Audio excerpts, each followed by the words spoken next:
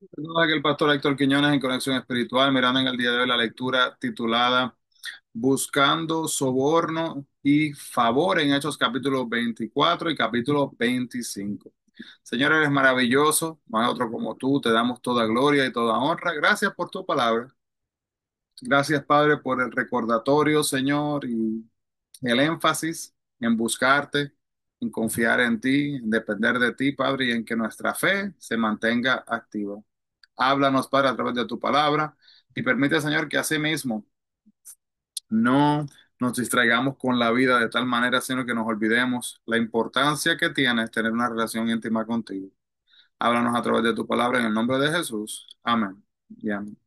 Así que, hermanos, vemos entonces acá mismo que imagínense, ¿verdad? Eh, tomar una hoja de papel y escribir las palabras sí solamente y luego completa esa oración con las primeras 10 cosas que le vengan a la mente. Así que imagínense, por ejemplo, si solamente se removieran las pecas, si solamente yo hubiera fallado en mis cálculos, si solamente yo dijera, si solamente o tan a menudo, ¿verdad? ¿Cuántas veces utilizamos estas frases?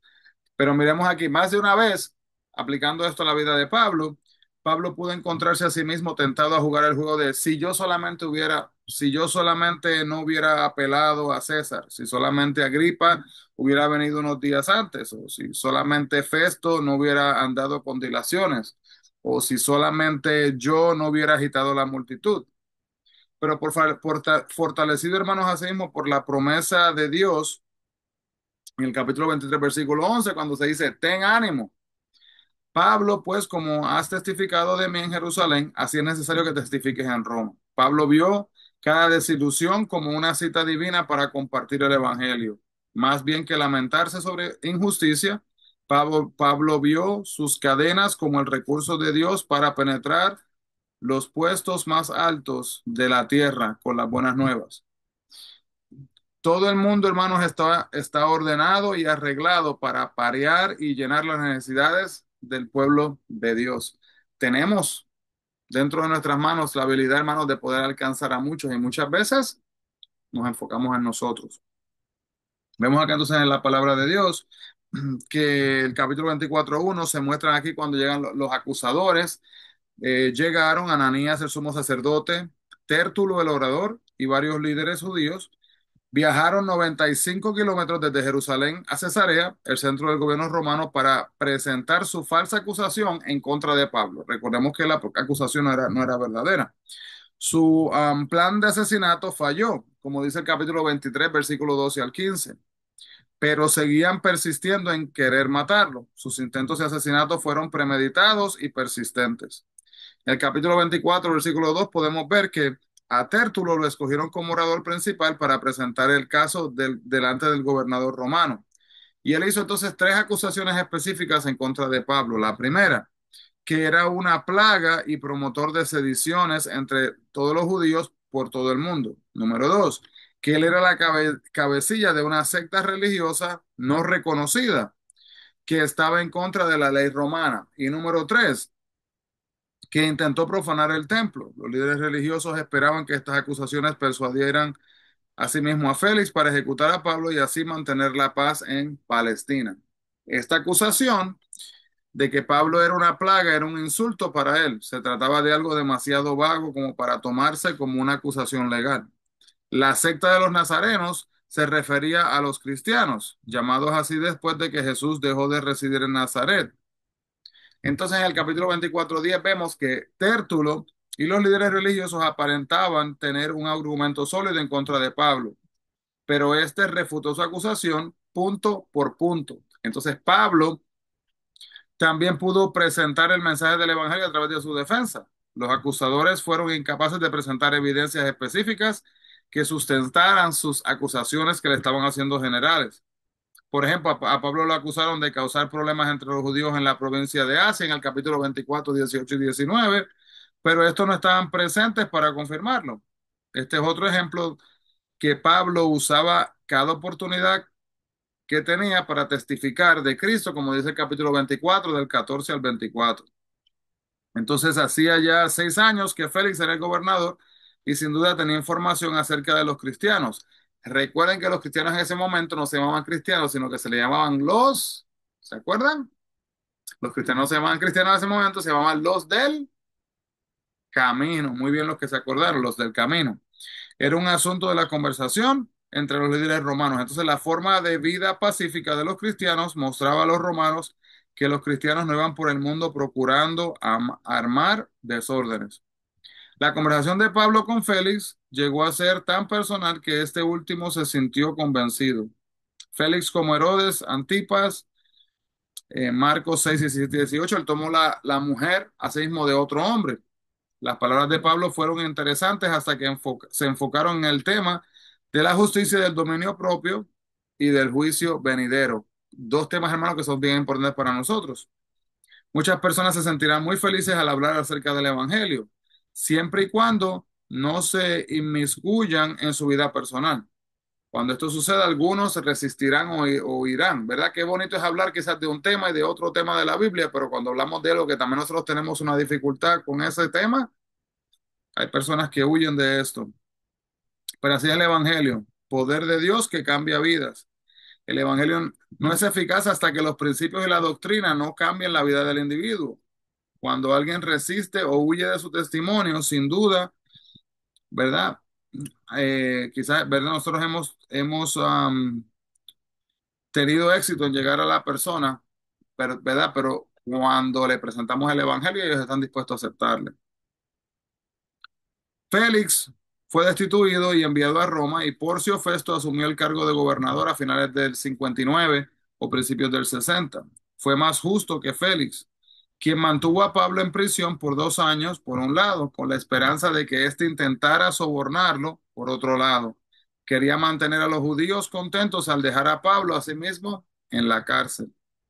Los judíos eran mayoría y los líderes políticos querían darle una prórroga a fin de mantener la paz.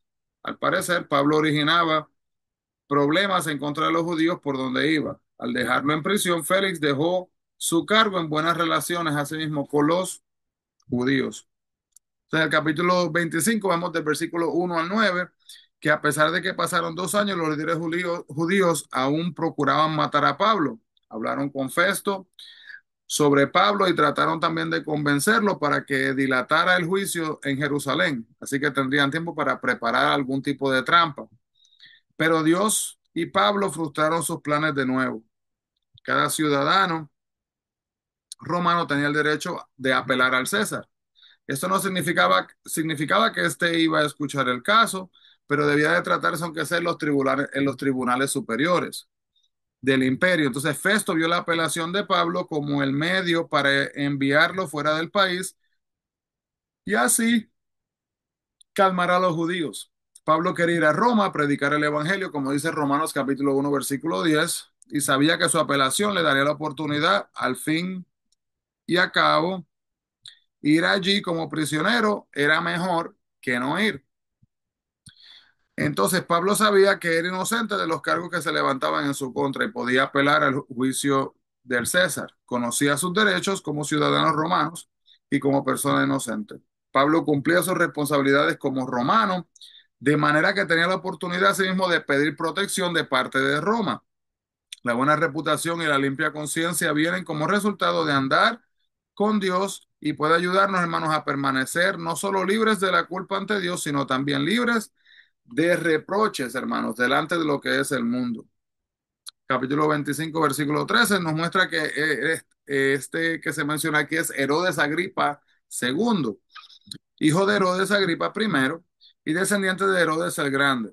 Tenía poder sobre el templo, controlaba sus tesoros y podía nombrar y cambiar al sumo sacerdote. Berenice era la hermana de Herodes Agripa II, se casó con su tío Herodes Calcis y se convirtió en la concubina también de su hermano Agripa II y más tarde en la concubina del hijo del emperador Vespasiano, Tito. Aquí Agripa y Berenice hacían una visita oficial a Festo Agripa de descendencia judía y esto podía ayudar a aclarar el caso de Pablo al gobernador romano. Entonces, Agripa y Festo ansiaban cooperar en regir sus territorios vecinos. Entonces podemos ver que a pesar de que Festo sabía poco acerca del cristianismo, él entendía que la resurrección era la creencia central de lo que era el cristianismo. Y esto no es algo de aquel tiempo, sino es algo que todavía en el día de hoy es esencial.